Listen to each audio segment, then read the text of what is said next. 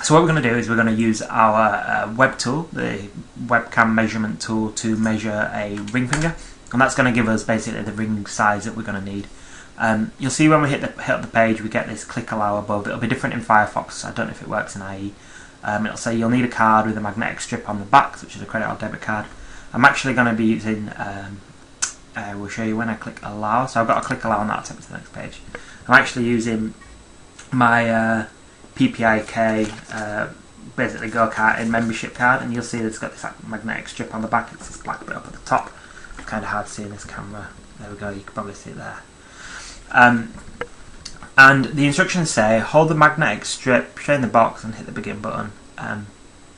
So in the box, and by the box it means this section here, this kind of rectangle.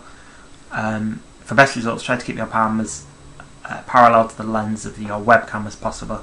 So it's going to look something like, let's see if we can get this in place, something like that, where you've got magnetic strips reasonably well in the box. You see me holding that up there, and so that's what we're going to aim for. So let's set up and let's hit begin 10-second countdown.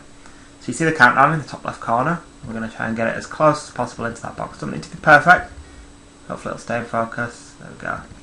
Okay, so there you can see that we've got this box now. So what we do is we take this white box and we just drag it to size. We can also twist the angle there.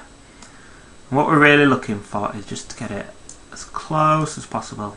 And you can see we've got like little magnifying glass in the bottom left corner. We don't want to make it too big, we don't want to make it too small.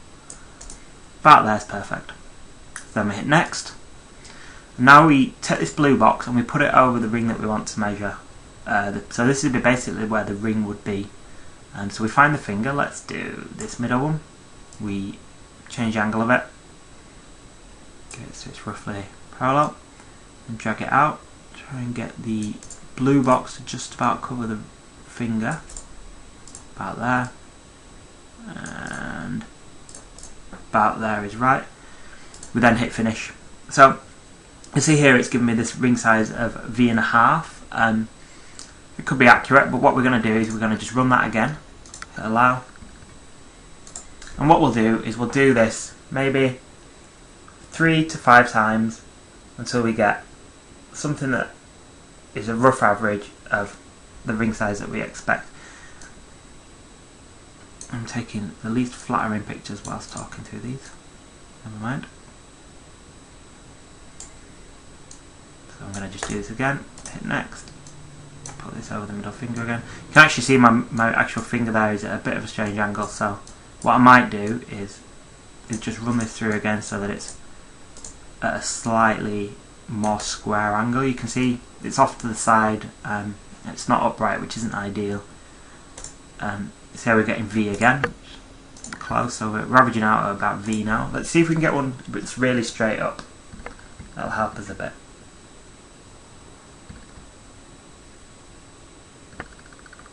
Okay, so a bit blurry on this one.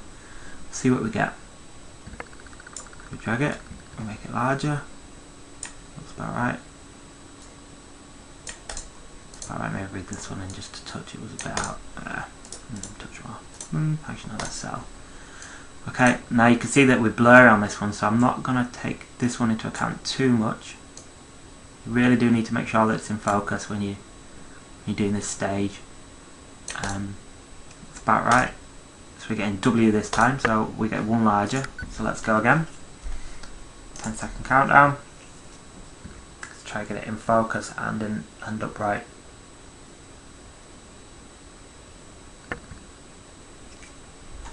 Slightly out of focus, and I think it's slightly skewed as well. Bring that across.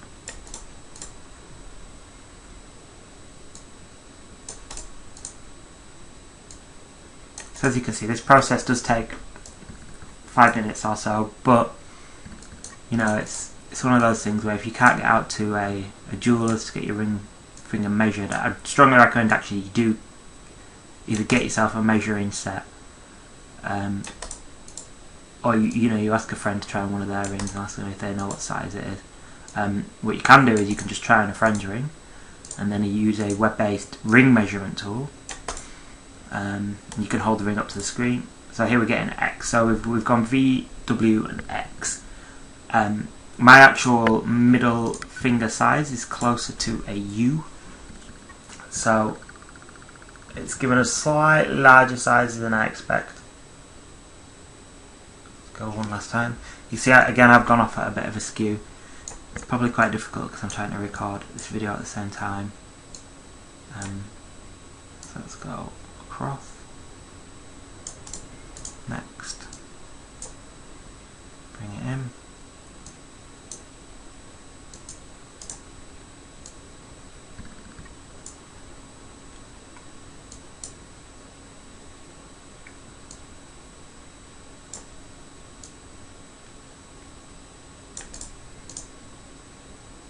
Tighten this up a bit, and it's also probable that I'm not being very tight on these. That looks about right, so let's finish that up. So we're getting X's again. So as you can see, trial and error. Play around with it, use it as a tool that can complement other tools as well. And if you do get time, then get out to a jeweler's and get your ring measured properly.